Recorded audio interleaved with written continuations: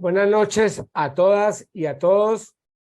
Damos inicio a la sesión 20 de la Escuela Germán Rojas Niño en su cuarto año. Hoy nos acompaña el compañero Camilo González Pozo con el tema ¿Cómo va el gobierno del cambio? Compañero Camilo, tiene la palabra. Bueno, muchas gracias. Un gran saludo y gracias pues por invitarme este viernes cultural a esta hora a acompañarlos en esta reflexión. Yo sé que está temprano y que la rumba es más tarde, pero de todas formas es un gran mérito hacer este viernes a esta hora. Y además por la ocasión, ¿no? Por supuesto todos conocimos a Raulito, quien era no solamente pues una extraordinaria persona, un dirigente reconocido y valioso, sino de un pensamiento crítico muy singular. Él tenía la capacidad de elaboración propia de ideas extraordinarias, además no solamente con una visión local, nacional, sino también con una perspectiva internacional. Creo que eso lo caracterizó muchísimo. Y estamos en un momento muy particular de la historia de Colombia, en la cual lo que fueron las proyecciones, los sueños, los diseños utópicos de personas como Raulito se están siendo materializadas. Es algo absolutamente singular, extraordinario, el que la historia de Colombia ha tenido estas vueltas. Conversando en estos días con un diplomático, un embajador, decía que le parecía muy significativo que en Colombia un pensamiento como el pensamiento del M-19 hubiera producido cambios extraordinarios, como el proceso constituyente del año 91, la misma constituyente, y ahora el reto de un proyecto de cambio con un presidente que reivindica ese ideario y se siente heredero de estas personas que le dieron lugar a este movimiento insurgente, rebelde, como ha sido denominado. No, yo creo que es cierto y hay símbolos de ese hilo histórico que ha sido reivindicado por el presidente Gustavo Petro. Creo que pues, desde el momento de su posesión, para hablar de lo más reciente, el acto de posesión fue un acto de presencia del M-19. El momento crítico cuando el presidente Gustavo Petro paraliza la ceremonia en medio de la expectativa nacional, internacional y de delegaciones de muchos países, y exige que se cumpla con su mandato de trasladar la espada de Bolívar a la Plaza Mayor de Bogotá. Eso fueron minutos que se vivieron de altísima tensión ante el acto de desobediencia del presidente saliente, quien se negaba en Palacio a permitir la salida de la Guardia Presidencial para llevar la espada. Y ahí estábamos allí con varios compañeros, estábamos con Oti Patiño, con Tico Pineda, con Darío Villamizar, con tantos compañeros, algunos de ellos constituyentes. Estamos en la primera fila al lado de los generales de todas las fuerzas militares, observando la tensión, y en esa tensión lo que se mostró fue la fuerza de las ideas y de ese simbolismo bolivariano. Y luego el episodio extraordinario en el cual el presidente del Congreso de la República llama a la senadora María José Pizarro para que le imponga la banda presidencial al presidente. Entonces son hechos simbólicos que pues, son del inicio de este gobierno y que tienen como sustento una idea básica en el ideario del M-19, que fue rupturista en su momento, en los años 70 y que incluso algunos desde nuestra conformación política entonces consideramos una aventura, era plantear el programa de la democracia como el programa de la revolución, que fue la gran innovación en el pensamiento de la izquierda colombiana que aportó Jaime Bateman y todo su grupo inicial, y que fue uno de los puntales de la conformación de ese nuevo fenómeno político de la izquierda colombiana que levantó la democracia, ¿no? La democracia liberal incluso, pero una democracia solidaria como bandera central. Ese pensamiento que está en el centro del plan de gobierno del pacto histórico fue parte de las fuerzas integrantes y constitutivas de la Constitución del 91. El darle materialidad a una nueva idea de democracia que pase de una utopía de democracia liberal nunca realizada a una democracia concreta con perspectiva de Estado social de derecho, de democracia participativa, de democracia directa y de poder popular. Ese elemento es uno de los componentes de la Constitución del 91 y es aporte de todas estas fuerzas democráticas que convergieron con la propuesta del M-19 y que en ese momento pues venía siendo animada por primero por Carlos Pizarro y por supuesto por el equipo que lo sucedió con Antonio Navarro, Oti, Raulito y todos los demás, Vera, y los que fueron parte de la constituyente. Entonces yo creo que el analizar este gobierno, ese es un elemento que tiene mucha importancia, porque el planteamiento de acuerdo nacional que formula el presidente Petro, pues está muy relacionado con esta convocatoria que algunos recuerdan y simbolizan en la idea del sancocho nacional. Es decir, no fue un planteamiento de ruptura, de establecimiento de una hegemonía sobre la base de una dictadura, ya fuera del proletariado, de un partido, de una vanguardia iluminada, sino una convocatoria a un pacto nacional para hacer viable este país. Esto lo recupera el pacto histórico y la propuesta de gobierno y la idea de acuerdo nacional. Fue recordado ayer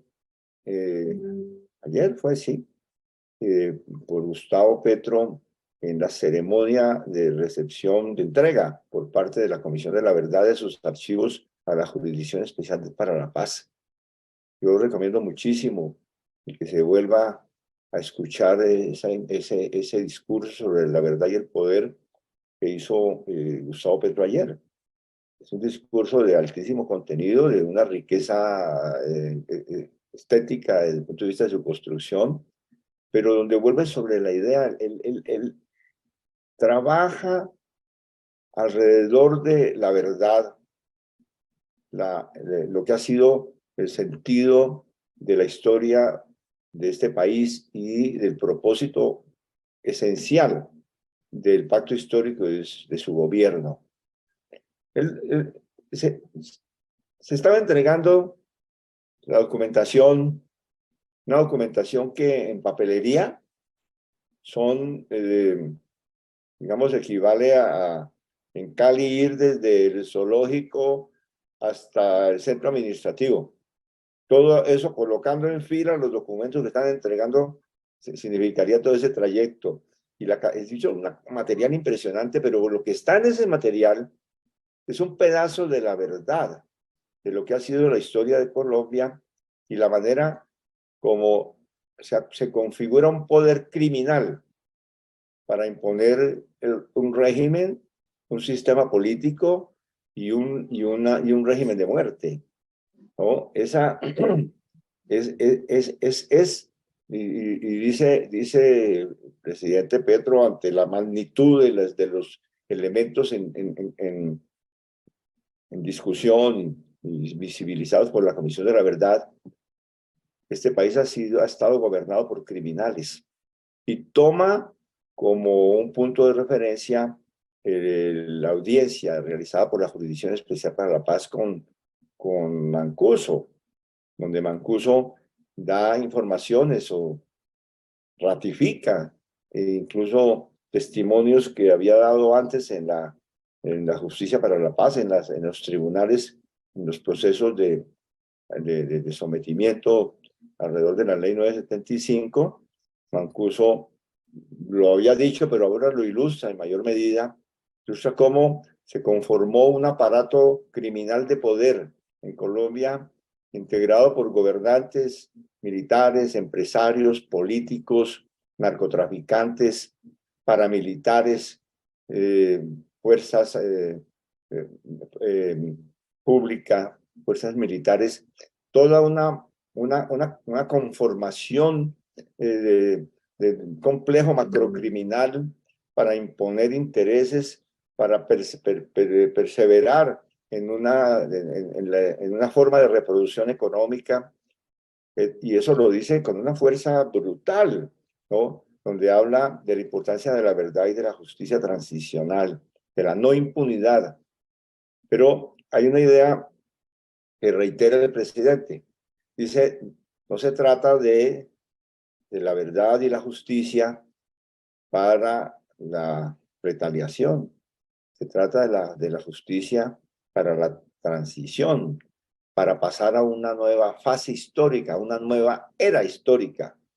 Esa idea es muy fuerte porque es el fundamento del planteamiento de acuerdo nacional que tiene el ideario del pacto histórico y el discurso político del presidente Petro.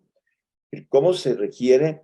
¿Cómo hacer para pasar esta etapa de guerras donde estamos recibiendo el inventario de una comisión que no solamente hace una descripción de testimonios del horror, sino que hace un recuento de la capacidad de matar en medio de esta guerra por imposición de gobiernos criminales y de regímenes de muerte, en los cuales se registraron más de 750.000 homicidios de civiles en ese conflicto armado desde los años 60 ahora, y solo en las últimas décadas, finales del siglo pasado, hasta las fechas de recuento en el 2015, más de 450.000, con genocidios, crímenes de guerra, crímenes de lesa humanidad.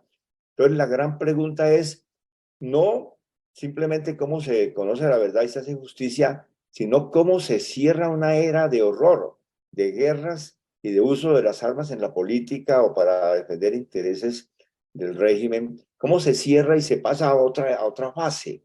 Es decir, la pregunta es acerca de las posibilidades de la democracia, de la alternancia, de la convivencia democrática, es decir, la superación de las armas y de la guerra como un elemento esencial de un acuerdo nacional.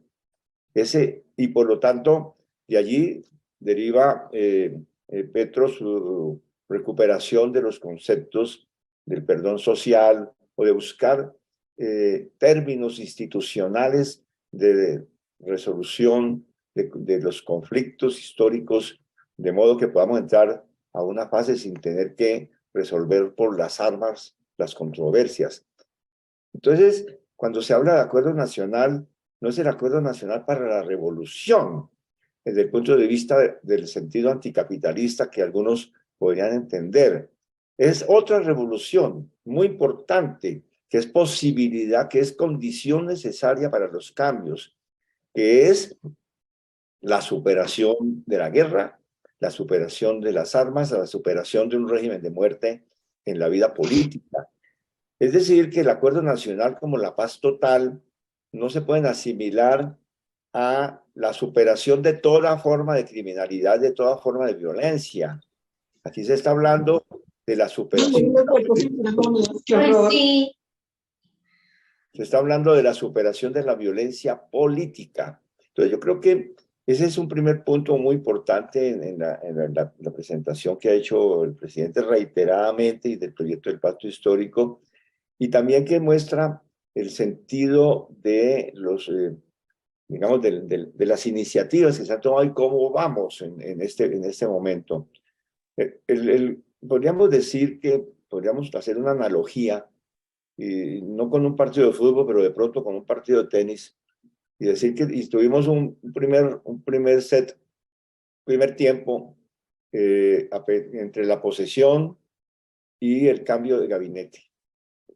Eh, el primer tiempo, que se da entre el 7 de agosto y principios del mes de abril de este año, ese primer tiempo está caracterizado por la conformación de una coalición en el Congreso y de una coalición de gobierno, en la cual participaron, aparte de las fuerzas del Pacto Histórico y los aliados para la segunda vuelta, participaron fuerzas de la derecha del régimen, que se declararon en virtud de lo que son las posibilidades que da la Constitución del 91, se declararon como partidos de gobierno. Ahí hay dos preguntas. ¿Por qué el presidente incorpora a las fuerzas de la derecha en el gobierno? ¿Y por qué la derecha entra al gobierno en esa fase? Para el presidente, esto está en línea con la búsqueda de caminos hacia ese acuerdo nacional. Es una exploración de posibilidades, teniendo en cuenta el contexto político, debilitamiento en las elecciones, coyunturalmente, momentáneamente, de las fuerzas de la derecha con el golpe que sufrieron en la primera vuelta con Federico y en la segunda vuelta con Rodolfo, y que puso en desbandada, en defensiva, más aún cuando Rodolfo se retira del escenario político y queda a la deriva con una debilidad tremenda, con un jefe político como Uribe en la defensiva. Entonces, en medio de esa defensiva, se ve la posibilidad de buscar otros términos de acuerdo, no en términos de profundización de la polarización de la guerra, de una situación a la peruana o cosas por el estilo, sino de buscar mínimos acuerdos para iniciar el gobierno sin una crisis profunda de entrada. Y esto, desde el lado de la derecha, en medio de su desorganización, de su golpe, consideran necesario o válido el buscar entrar al gobierno, aprovechar prebendas posiciones, uno, para frenar posibles dinámicas radicales y defender al régimen, y dos, para recomponerse, retomar la iniciativa y pasar a la oposición abierta.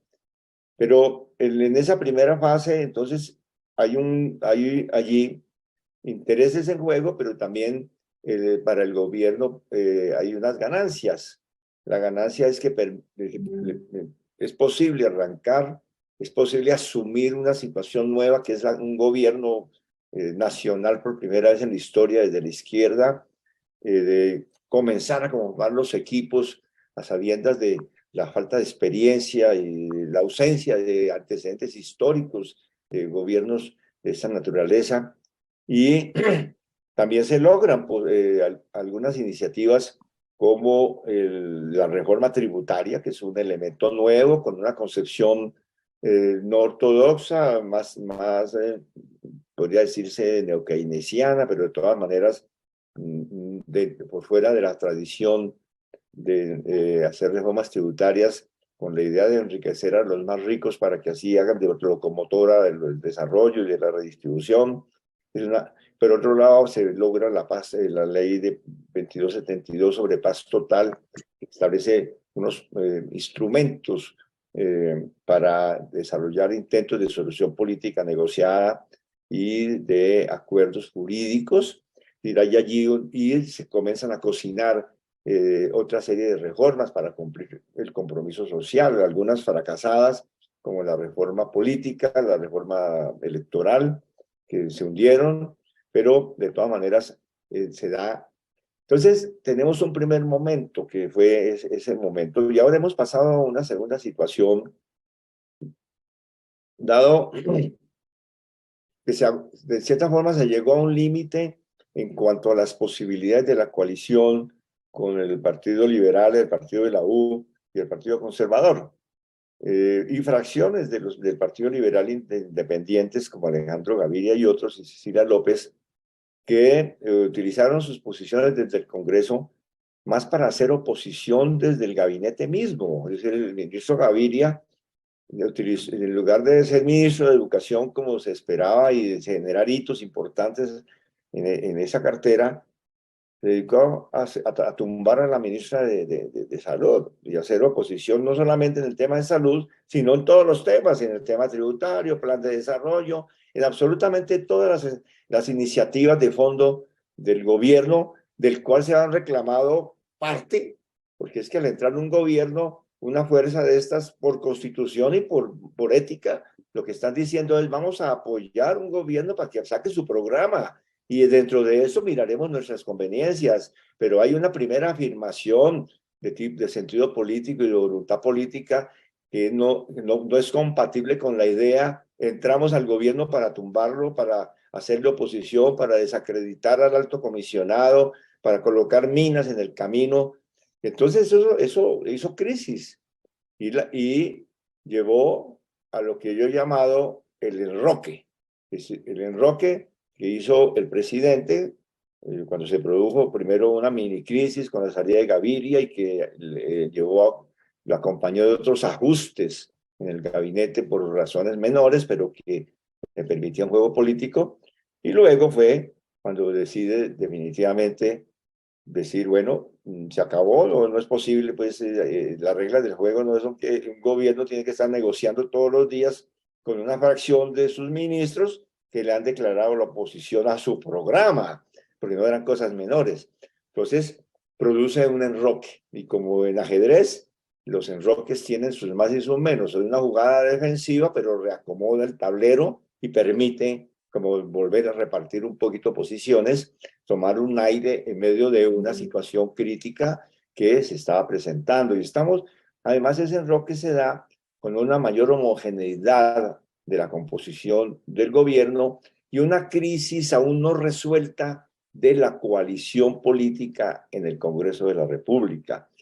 Es una cosa muy paradójica de que la fuerza más hirsuta en discursos de oposición al gobierno ha estado encabezada por el expresidente Gaviria, y resulta que todavía se mantienen formalmente como partido de gobierno, no han hecho la declaratoria de independencia o de oposición, ¿no? Es decir, están en ese juego, hay una ruptura con las cúpulas de los partidos, pero aún oficialmente están en una indeterminación, en un camino hacia la ruptura más radical, pero en un juego político que está marcado por otra fase que va hasta las elecciones de octubre.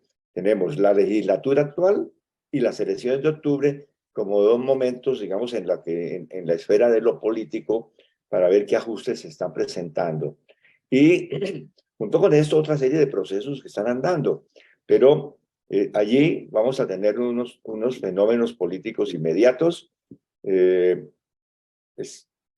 como termómetro está el curso de las reformas, particularmente la reforma de salud, que ya tuvo un tránsito por la Comisión Séptima, creo que es.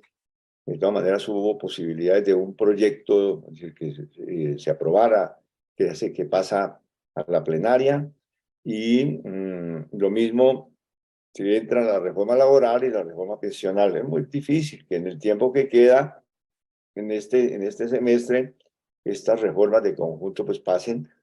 La reforma, y está también el proyecto de ley sobre sometimiento a la justicia que establece los parámetros para las conversaciones con estos grupos narcoparamilitares como el Clan del Golfo. Entonces allí va a haber una prueba de fuerza y la tendencia es al deterioro de las relaciones, a la crisis, y de todas maneras hay algunos reacomodos. El partido de la U ha dado un pequeño giro buscando una conciliación con el gobierno, es decir, pero yo creo que la tendencia es a la ruptura, que vamos a ir a una nueva crisis. En otras esferas vemos también la iniciativa, es decir, estamos en una situación en que hay un gobierno de izquierda y un régimen de derecha, y un régimen de derecha que influye dentro del gobierno y busca precipitar crisis. Podríamos decir que esa es como la foto. Y si miráramos solamente la foto, pues veríamos que, como han dicho desde otras orillas, como se la pasa diciendo Antonio García, que este es un régimen prisionero del establecimiento, de la derecha, y es un régimen de orientación liberal y que por lo tanto no tiene capacidad de transformaciones. Pero por el otro lado está la dinámica. Es que lo que está en crisis es el régimen. Ahí tenemos una crisis de lo que ha sido la forma de conducción política del régimen en Colombia. Es decir, se les ha abierto una grieta y hay una dinámica de cambio andando, que por supuesto, como sucede en todo camino, ¿no? Tiene momentos en los cuales andan en primera y otras veces están en segunda, y ahora podríamos decir que está disminuyendo la marcha en razón de los crisis y conflictos, pero que es más lenta la recomposición de las fuerzas opuestas al cambio que la desaceleración de este proceso de impulso de cambio. Es decir, que la iniciativa la continúa teniendo la fuerza del cambio y el gobierno del pacto histórico. Ahora, dentro de ese contexto, ubicamos otros elementos que están jugando de manera importante en el escenario, como las negociaciones con diferentes grupos. Ahí hemos visto que está la situación como está. Hoy salió un comunicado del Estado Mayor Central diciendo que consideran que el gobierno ha roto el cese al fuego y en virtud de eso hacen anuncios de control territorial para las elecciones, establecen prohibiciones en un comunicado que sacaron hoy para que candidatos de lo que ellos consideran fuerzas guerreristas, eso es una cosa, este país tiene unas paradojas impresionantes. El Estado Mayor Central dice que no le va a permitir el ingreso a los territorios donde ellos tienen alguna capacidad de incidencia a los políticos de las fuerzas reaccionarias guerreristas, que van a hacer control y que si llegan allá los van a devolver. Bueno, hay allí pues un lenguaje que tiene por un lado pues las pretensiones de imponer un régimen armado y legal en la coyuntura electoral, pero por otro lado pues les perdonan la vida, dicen que los van a devolver, dicen, no, no anuncian que van a matar a los candidatos y que van a alentar a los candidatos independientes no corruptos y que van a aplicar la resolución 003 anticorrupción que alguna vez aprobaron las FARC en el pasado. Pero eso quiere decir que a partir de ayer está roto el cese al fuego con el conjunto del Estado Mayor Central.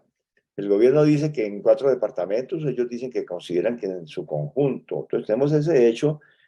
Y por otro lado, también hoy salió un comunicado de la segunda marquetaria,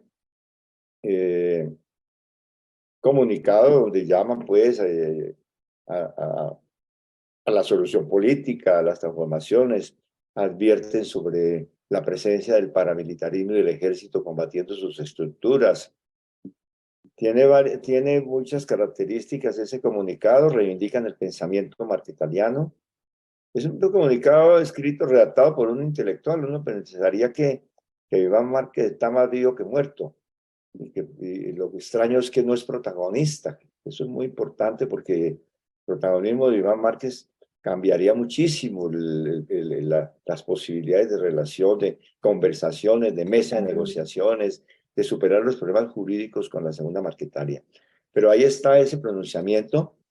Y el tercer hecho que hay que ubicar es grave, fue la explosión, la bomba, el atentado con muerte de varios miembros de la fuerza pública y con la herida de algunos civiles en la bomba que pusieron en Tibú. Porque el ELN ha reconocido ese hecho de plenas conversaciones, es una cosa del Frente Oriental.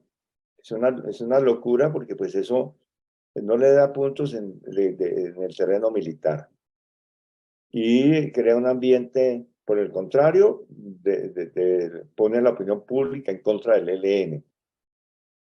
y genera un ambiente muy perverso frente a las expectativas de la mesa de conversaciones.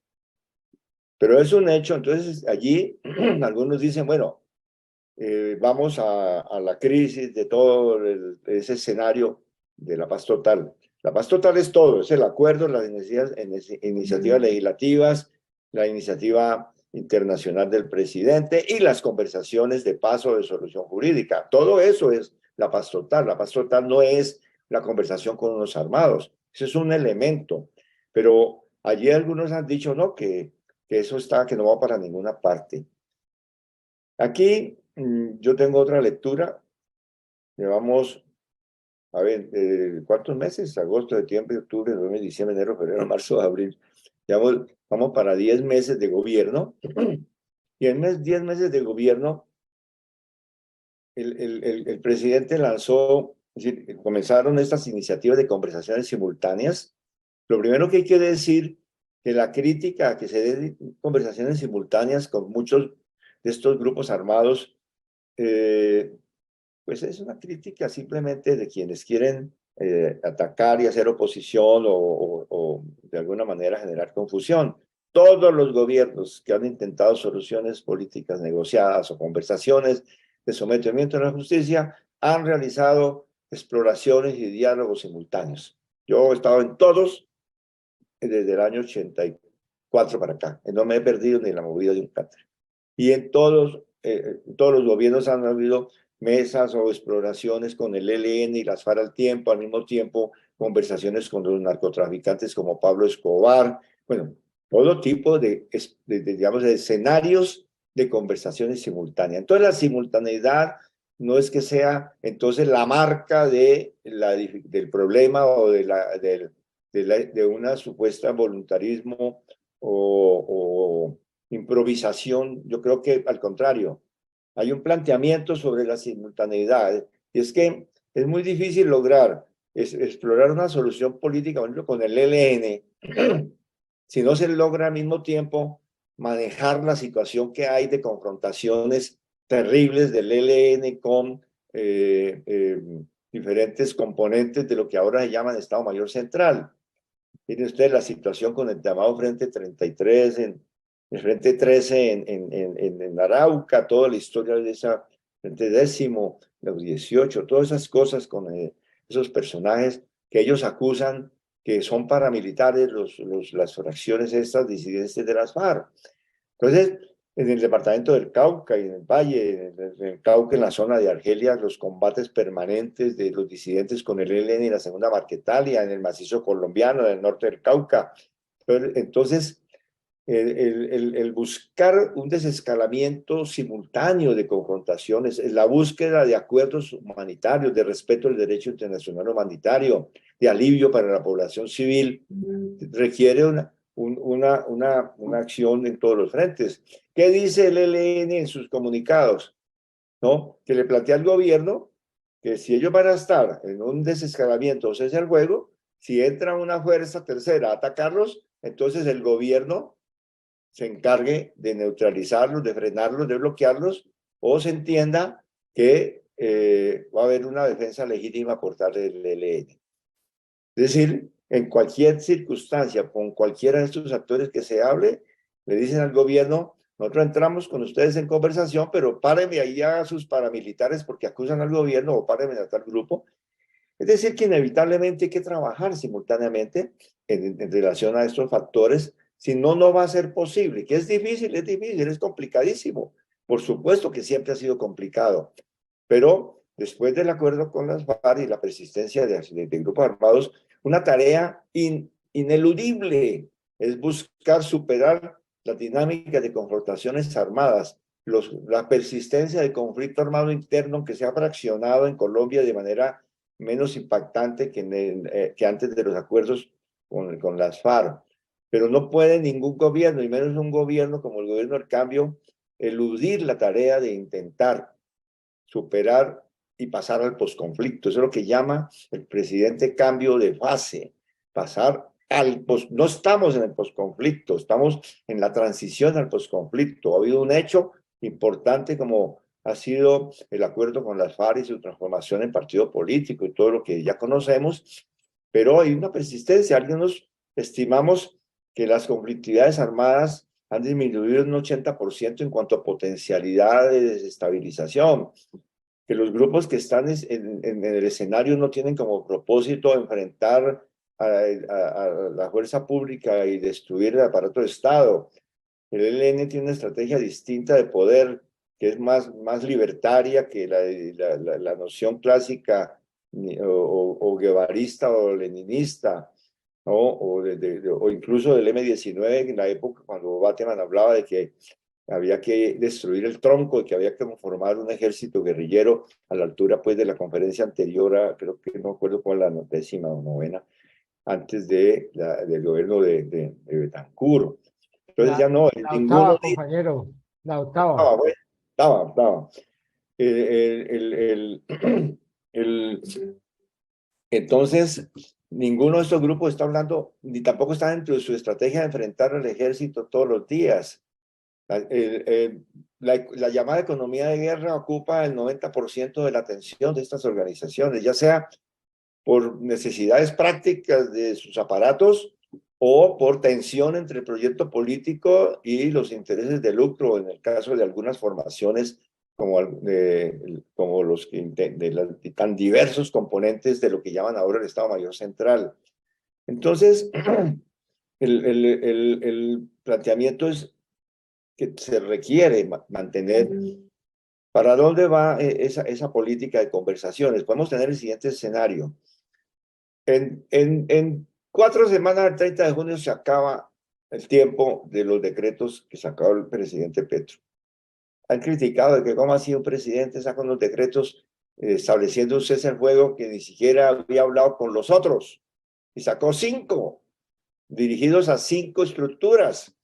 Y entonces los críticos permanentes y de oficio dicen, no, aquí está la improvisación, ni siquiera habló, no se elaboraron protocolos, y comienzan a criticar y mencionan en la respuesta del ELN. No, aquí lo extraordinario es que esa audacia improvisada, voluntarista, todo lo que quieran, resulta que saca el presidente un decreto dirigido a 4, a 5, y 4 de esas estructuras dicen que sí, que entran en desescalamiento, en cese al fuego y en discusión de los protocolos y las condiciones para establecer las mesas. Al revés de todo lo que ha ocurrido en otras circunstancias, ¿no? Pero con una eficacia total. Acaba de salir, para no hablar yo de los informes que ha sacado Indepaz sobre las consecuencias de ese cese al fuego en estos 4 primeros meses del año, que hemos mostrado cómo se ha desescalado comparado con periodos anteriores, pero acaba de sacar un informe de la Jurisdicción Especial para la Paz. Búsquenlo, es muy bueno. Y ahí me analiza detalle a detalle qué ha pasado y cuál es el balance de esta audacia del presidente Petro, que se desescaló en más de un 80% de la conflictividad con esas estructuras, incluido el Clan del Golfo, la segunda Marquetalia, la que más. Es decir, que efectivamente la experiencia valorada en sus efectos, no en si las gafas de Danilo Rueda nos gustan o no nos gustan, o si Ote Patiño habla poquito o mucho, o si hay tal o cual. No, lo que es el indicador esencial es, en cuanto a conflictividades armadas, enfrentamiento, bajas de combatientes, impacto en la población civil, momentos de combate, indicadores de derecho internacional humanitario. Allí, eso lo mide la Jurisdicción para la Paz, y eso es lo que no les gusta a los opositores al gobierno, que entonces dicen, no, ¿y cuál es la metodología? ¿Y por qué la JEP se mete a hacer ese tipo de informes y de cuantificaciones? Es decir, no les gusta que un informe de una instancia tan importante como la Jurisdicción para la Paz diga que el cese al fuego experimentado por el gobierno del presidente Petro y el pacto histórico ha producido efectos positivos para la sociedad colombiana en estos meses de vigencia, y que sobre esa base es posible recomponer y analizar las circunstancias y asumir los elementos de crisis que hay para ir adelante. Y en eso de ir hacia adelante tenemos varias perspectivas. Uno está por pronunciarse en la mesa de La Habana con el ELN. ¿Por qué se prorrogó una semana más la mesa? Porque existe la voluntad de las partes de darle un anuncio al país de un paso adelante en la agenda. Uno, en la definición de los mecanismos de participación, que forma el punto 1 de la agenda, y dos, en aquello que el presidente ha llamado cese de hostilidades y cese al fuego, y la conformación de unos protocolos hacia esa dinámica. Sabemos que al ELN no le gusta la palabra cese de hostilidades a la población civil, porque ellos no quieren aceptar que desarrollan que sea parte de su comportamiento hacer hostigamiento a la población civil. Pero van a utilizar otra expresión, ¿no? Protección y respeto a la población civil y aplicación de las normas humanitarias del derecho internacional. Alguna fórmula, pero el contenido es ese: alivio para la población civil, respeto a la vida. Entonces, eso es una posibilidad. Esta semana ya se cumple el tiempo. Ojalá lleguen a un acuerdo y no que corran una semana más, pero que le den una noticia. Eso es básico. Si no se logra ese elemento, significa que el ELN ha decidido sabotear este gobierno y que si no y que quiere manejar la situación electoral y unirse a las fuerzas de la desestabilización. Tenemos una situación inestable. Esto es un panorama supremamente crítico. Esto no es una situación así de formaciones regulares y demás. Todo esto es incierto. Nos movemos en el filo digámoslo, del cuchillo o del filo del abismo o en la cuerda floja, como cualquier figura, para decir que un movimiento hacia cualquier lado, una hoja, el peso de una hoja en la balanza inclina los acontecimientos, aunque sea coyunturalmente. Es decir, una decisión en la mesa con el ELN puede desatar una dinámica en la cual se pueda recomponer la mesa con la segunda Marquetalia, con los otros actores armados en este componente de solución negociada, que es uno de los aspectos de la política de paz total. Pero eso es importantísimo que se da ese paso, ¿no? Y vamos a ver, si no se da, esa mesa entra en crisis. No se va a disolver, pero pierde credibilidad, entramos a una coyuntura electoral incierta. Si se da, va a pegarle un empujón a la posibilidad de diálogos con cese al fuego o sin cese al fuego. Por ejemplo, con el plan del Golfo, la idea no es que se haga un cese al fuego. Yo creo, incluso yo digo que no debe ser el planteamiento. El planteamiento con ellos debe ser humanitario. Debe ser acuerdos de protección a la población civil. En la medida en que es muy complicado, porque es que ellos son una estructura mafiosa, entonces, y ellos nunca han combatido a la fuerza pública, es decir, allí han sido aliados en cierto sentido. Entonces, colocar el acento en cese al fuego con el clan del Golfo no es lo importante. Es el respeto a la población civil y tratamiento a las economías ilícitas. Ese es el tema, para poder marchar hacia la sujeción a la justicia, porque se trata de una estructura criminal dedicada al lucro. Esa es la definición, que tiene componentes políticos en su historia y en tanto herederos del paramilitarismo y asociados al régimen y a toda esta estructura antisubversiva que se construyó en Colombia. Pero entonces allí eso sería una. Con el Estado Mayor Central ya está la crisis desatada. Pero ¿cuál sería el objetivo inmediato? Que se conforme la mesa, que el gobierno nombre los voceros, se instale la mesa, sin cese al fuego, pero con desescalamiento, para comenzar a establecer regulaciones en lo humanitario y lograr entonces sí una etapa de cese al fuego lo más prolongada posible hacia adelante y unas agendas precisas para las negociaciones. La segunda Marquetalia tiene dificultades porque desde el punto de vista jurídico, el haberse salido de la Jurisdicción Especial para la Paz, o haber renunciado, Iván Márquez y su grupo haber retomado la lucha armada, desde el punto de vista de la legislación vigente, quedan por fuera de la justicia transicional, de la jurisdicción y pasan a justicia ordinaria. Entonces deberían tener un tratamiento diferente.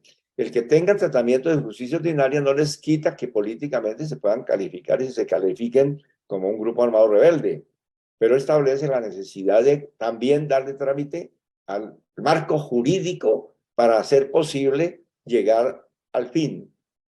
No se necesita para iniciar conversaciones y una mesa con la segunda marquetaria que esté claro lo jurídico.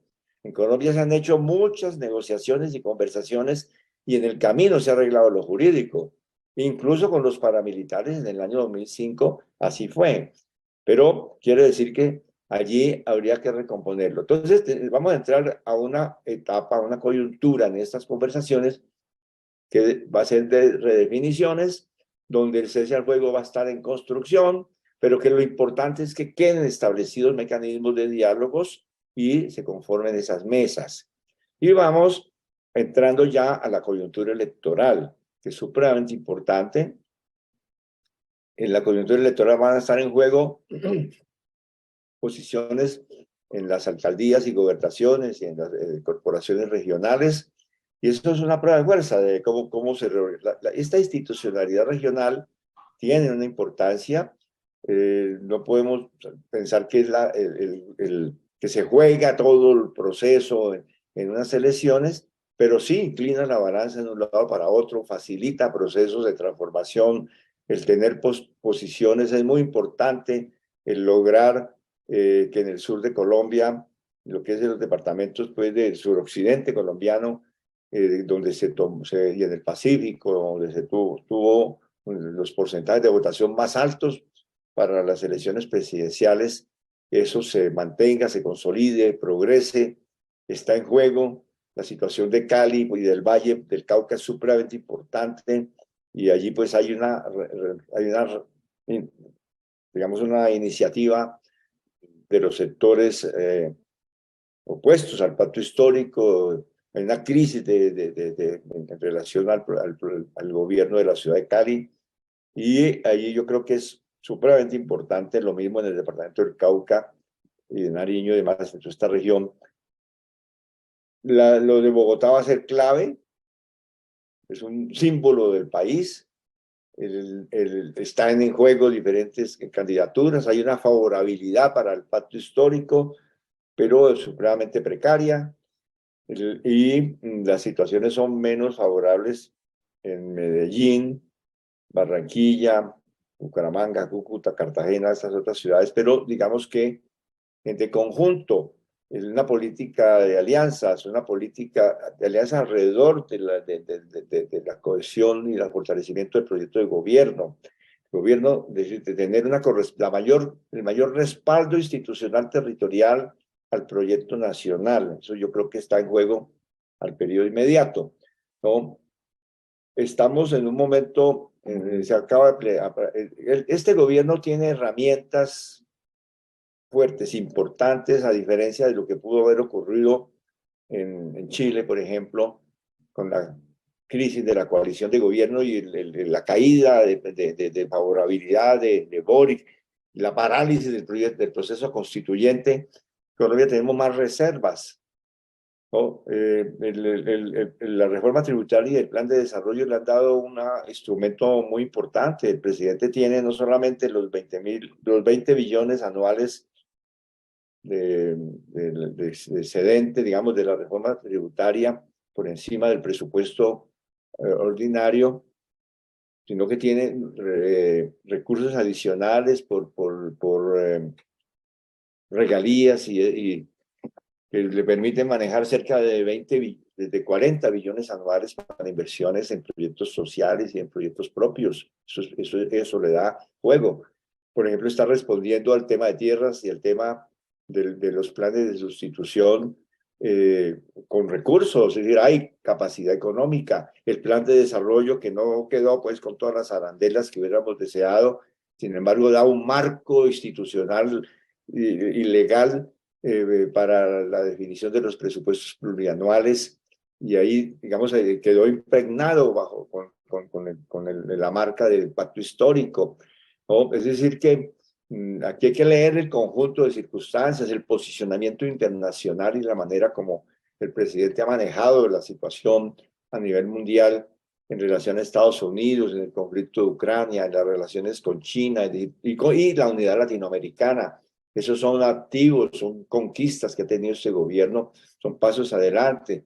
Yo creo que en medio de esta maraña, como a veces nos confundimos con la fotografía del día o con que si Francia Márquez voló en avioneta o como o si fue con el novio o si la esposa del presidente bailó, todas esas cosas con las cuales todos los días nos quieren atacar utilizando símbolos y elementos del día a día, pero no podemos perdernos de cómo están las condiciones, que si estamos en un país en crisis, claro, pues aquí tenemos una crisis de un régimen, una crisis, además en medio de una crisis mundial, al borde de situaciones catastróficas como las que están planteadas en la guerra en Europa. Es que Alemania acaba de declarar que está en guerra con Rusia. Eso no es cualquier cosa, ¿no? Hoy el presidente Putin ordenó el trasladar arsenales de cabezas nucleares a Bielorrusia. Y así por el estilo, los países de la OTAN han autorizado el traslado de aviones, esos F-16, como se llamarán, para dotación. Y el presidente de Putin ha anunciado que si actúan contra las fuerzas rusas en territorio ucraniano o en territorio ruso, va amenazado con utilizar armas tácticas nucleares.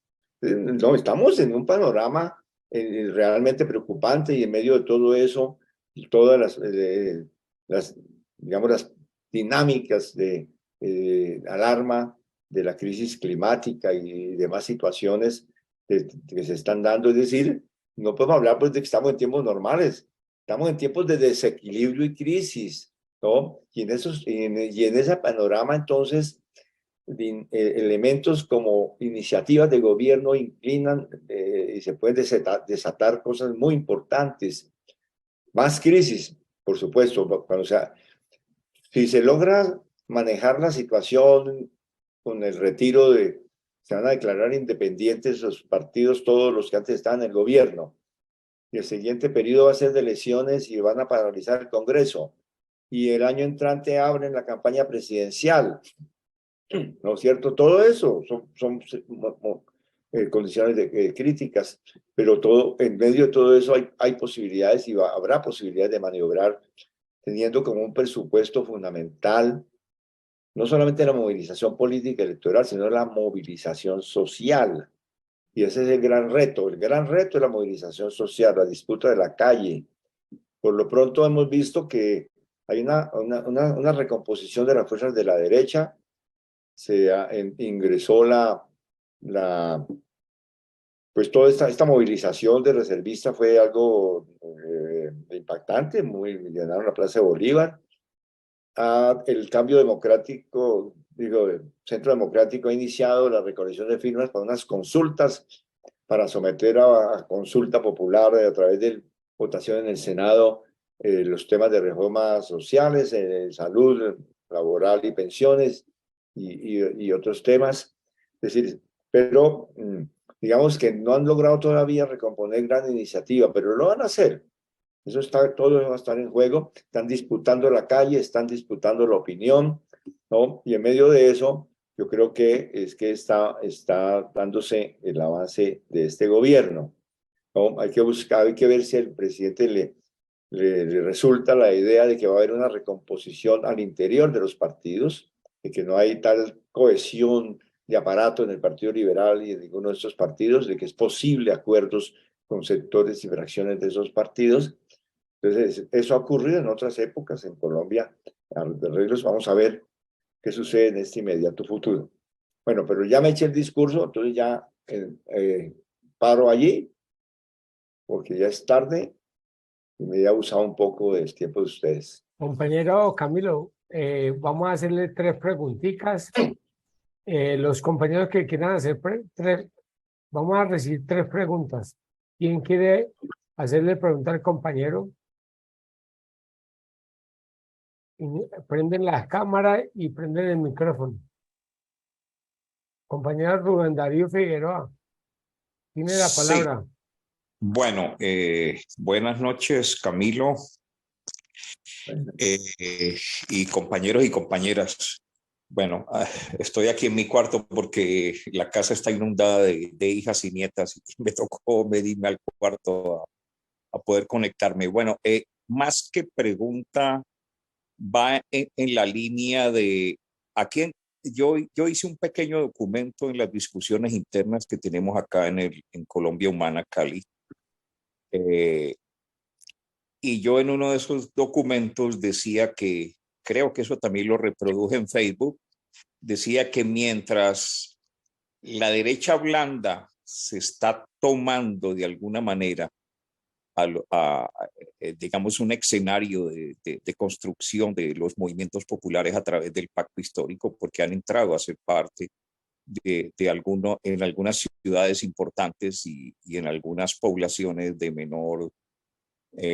menores habitantes, como en el Valle del Cauca, y han llegado de otros partidos a tomar, digamos, fuerza, y algunos, entre otras cosas, aquí en Cali lo han hecho, hacer parte, haciendo un asalto, una toma agresiva, como la he llamado yo, hacer parte de las candidaturas propuestas por Colombia Humana o el Pacto Histórico.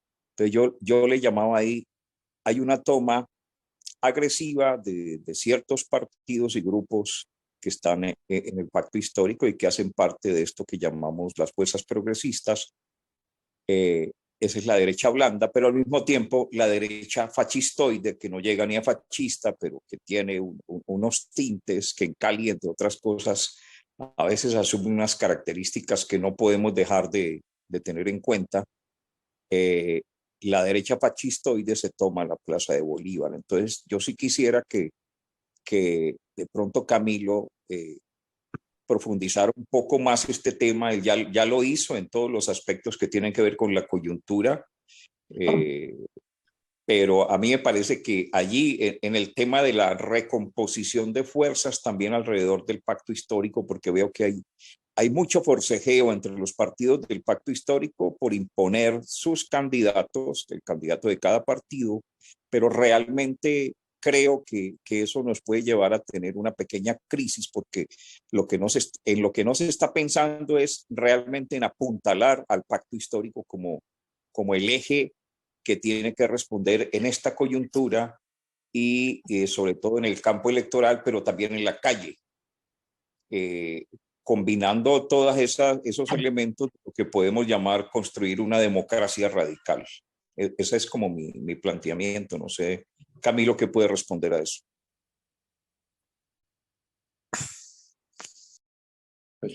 pues Rubén Darío, la verdad que pues yo diría que, bueno, las recomposiciones que tenemos por todos los lados se van a dar de manera muy fuerte y de inmediato para la coyuntura electoral.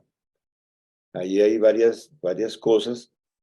Estoy completamente de acuerdo que, pues, que el eje de esa recomposición tiene que ser fortalecer el pacto histórico, que a su vez es una coalición de fuerzas, que hay que darle un tratamiento especial porque ahí hay intereses, pues sabemos que hay componentes de Colombia Humana, el Polo, el Partido Comunista, Unión Patriótica, los indígenas, Maíz y demás, lo que le da riqueza y uno de los grandes retos es mantener esas alianzas y darle un tratamiento adecuado al juego de intereses que son legítimos. ¿No? Pero también, pues, ese yo creo que es un propósito que debe persistir, consolidar las alianzas que le dan fuerza al pacto histórico. Allí hay unos elementos en esa alianza, digamos, la frontera entre el pacto histórico y la alianza política que se configuró para las elecciones, que va más allá del pacto histórico y que integra a algunos, por un lado, algunos políticos independientes del Partido Liberal y de otras personalidades. Ahí están, algunos de ellos están en el gobierno, en el caso de Fernando Velasco y Benedetti y el mismo Roy, Roy se plantea como parte del pacto histórico. Es decir, que así como está Maíz y otros, pues ellos formaron su agrupamiento político y están en el pacto histórico. Es de los temas, digamos, delicados e importantes a clarificar en la medida en que el pacto histórico es una gama política que va desde, digamos, una izquierda política a un centro, para ponerles una denominación que no es gráfica, no es que sea precisa conceptualmente, pero que pues allí diríamos que está este sector que está en la frontera o que procede del santismo, pero que está dentro del pacto histórico y que está en la coalición de gobierno, ¿no? Pero que al mismo tiempo va a estar en el juego y está posicionando y quiere estar en el juego de las elecciones presidenciales. Ahí ya tenemos candidatos. Hay candidatos allá en Salmuera. Y todos sabemos de que el Polo está proyectándose la candidatura de Iván Cepeda y que de este sector, no me acuerdo cómo se llama, que encabeza el nuevo partido que tiene Roy Barrera y Cristo y demás, pues ahí hay otras candidaturas. Entonces, eso yo creo que hay que tratarlo y que hay que tratarlo en el tono y la flexibilidad que lo está tratando el presidente Petro. Es decir, que no hay que jugar al radicalismo, a bordear por la izquierda al presidente Petro.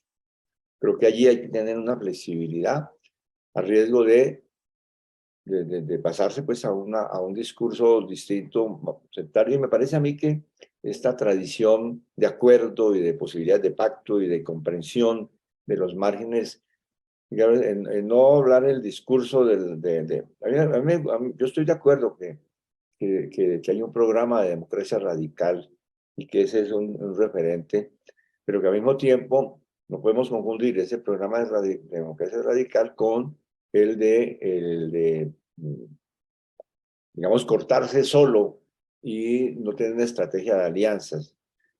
Por ese lado del pacto histórico, yo creo que el pacto histórico y alianzas, y a partir de eso alianzas hacia los verdes, cómo tratar a estos aliados que están en el gobierno. Es que no podemos negar ahora el hecho de que esté Carlos Ramón al lado del presidente de la República, pues eso es algo de unas paradojas extraordinarias, porque estamos viendo un partido que fundan unos compañeros que tienen origen, digamos, eso fue una idea de militantes del M-19, y ahí a partir de eso Navarro cumplió un papel muy importante. Por eso Jaime Navarro es el presidente de ese partido, pero eso, ahí está, y eso se va a tener unas dinámicas muy particulares para dónde van los verdes, pero yo creo que hay que darle tratamientos regionales también, ¿no? Claudia López termina ahora y ella hace su camino hacia las presidenciales, pero está en la ambigüedad de si hace el camino a las presidenciales en oposición a Petro o en alianza para jugar en una consulta de fuerzas dentro del planteamiento pues, de acuerdo nacional o de coalición amplia, de izquierda o democrática, como se quiera llamar. Entonces, yo creo que eso hay que analizarlo y ver que también hay que considerar la situación de los verdes y de otros sectores allí en la recomposición. Es decir, que el escenario de ruptura del pacto histórico por el fraccionamiento con las fuerzas de centro y cercanas al santismo no es el escenario deseable. Creo que el escenario deseable es lograr mantener unos acuerdos programáticos alrededor del programa del pacto histórico y de transformaciones, y seguir luchando por iniciativas de transformación, no simplemente por decir vamos a administrar el pedacito de poder que nos han permitido las correlaciones de fuerza. Yo creo que, y estoy absolutamente convencido de que incluso en las situaciones más difíciles que se van a presentar, vamos a tener unas iniciativas audaces del propio presidente. Yo no lo veo resignado a ser el administrador de dinámicas burocráticas. Tiene proyección y pretensiones de trascendencia histórica, y eso me parece que es muy importante, ¿no? En la democracia representativa, en elementos de poder popular y demás, en búsqueda de esas formas de democracia radical, ¿no? Pero sin que podamos desconocer los límites también en los cuales se plantean las definiciones programáticas. Pero ahí está, los reacomodos. Yo creo que en la derecha ya tenemos un camino de reacomodos anunciado. Están buscando recomponer el acuerdo y el punto ahora están enredados los conservadores, porque todavía no se han declarado partido de oposición.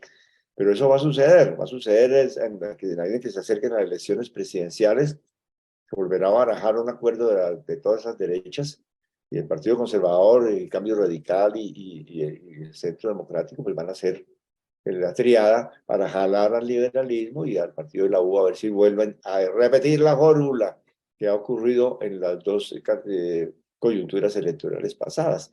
Entonces todo esto va a ser momentos de composición, de recomposición, y con unos sectores radicales, golpistas, los desfenestradores, que eso no pueden menospreciarse. Eso también existe allí. Lo que pasa es que hay un amarre por la coyuntura internacional que ha limitado y que le pone, digamos, frenos a la capacidad conspirativa tradicional que han manejado algunas fuerzas externas, como el caso de Estados Unidos con el Plan Colombia y tanta cosa, ¿no? En este momento ellos están jugando, haciendo otro juego de buscar arreglos, de no tensionar, de no polarizar, de no romper, y el presidente Petro ahí va también en esos manejos, pero de todas maneras, allí vamos a ver, eso sirve para contener el golpismo, ha servido para contener una dinámica de ruptura y de una dinámica entre las Fuerzas Armadas de insubordinación, por lo pronto. Pero aquí tenemos que prepararse para todo tipo de crisis. Aquí no podemos decir que no, este es un periodo de crisis, periodo de inestabilidad, ¿no? Pero es que estos son los periodos de cambio. No puede haber cambio si no es en el borde de las crisis. Entonces, en la inestabilidad de las estructuras en desequilibrio, como diría por allá algún teórico.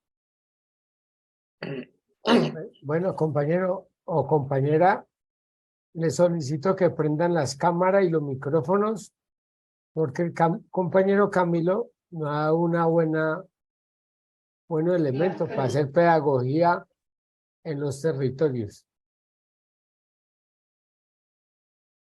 Prendamos la cámara y los micrófonos. Pero yo les voy a tomar una foto. No, yo se la mando, compañero Camilo. Es que bueno, no. ese momentico muy especial para nosotros. No, claro, ¿no? Y los que están acostados también. Por favor, que no van a dormir. Todos yo los tengo micrófonos y las cámaras. De dormir el auditorio, y sobre todo a las 9 de la noche. Para los nuevos, compañero Camilo, por parte de la Escuela Germán Rojas Niño, una escuela de formación política para poder hacer pedagogía en todos los departamentos que no encontramos, pero mantenemos este esfuerzo para poder que personas como usted, compañero, nos comparta elementos esenciales para defender el gobierno del cambio.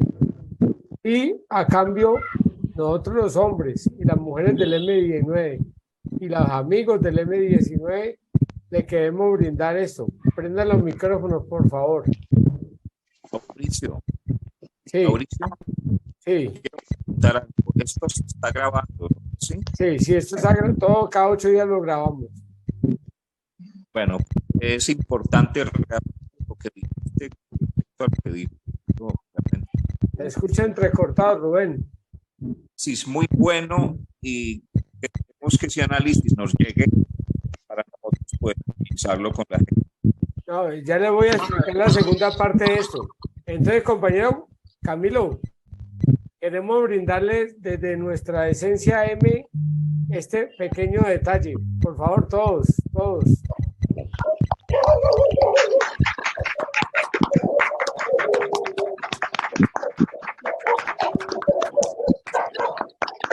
Gracias. Gracias a ustedes.